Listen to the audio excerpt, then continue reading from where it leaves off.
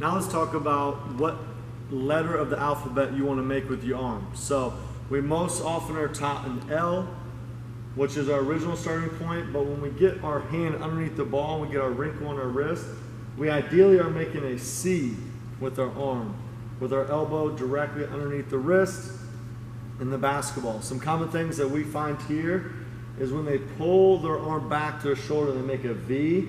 Anytime your player's elbow is in front of the basketball, you're going to find that it's like a sling shot.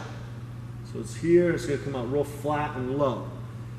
Or you'll see where they get their elbow behind the ball, so they're here into their shot, and they're going to be a flat, low push, and you can always tell because they won't have a wrinkle in the wrist. Their hand will actually be on the side of the basketball.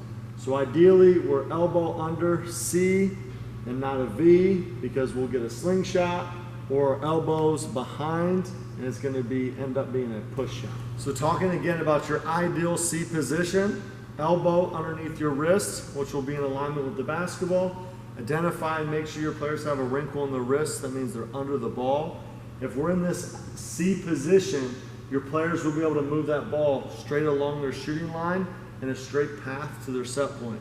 The other thing to keep in mind, which you'll help with a V versus C, when your players are shooting, their center focus of their eyes need to be on the rim, but in their peripheral vision, they will actually be able to see the basketball the whole time. They should never lose sight of the basketball.